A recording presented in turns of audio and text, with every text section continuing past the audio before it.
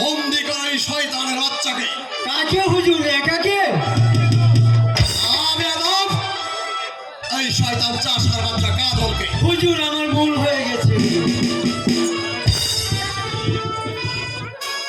যাও তাকে অন্ধকার কারাকক্ষে নিয়ে বন্দি করে বুকে পাথর চাপা দিয়ে রাখো।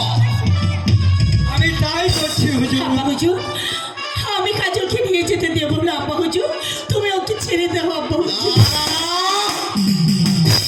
তাহলে আমি নিজেই কাজলকে মুক্তি করে দেব। সেই সুযোগ তুমি কোনোদিনই পাবে না। চলে এসো আমার সাথে। আব্বা হুজুর, আমি যাবো না। কাজল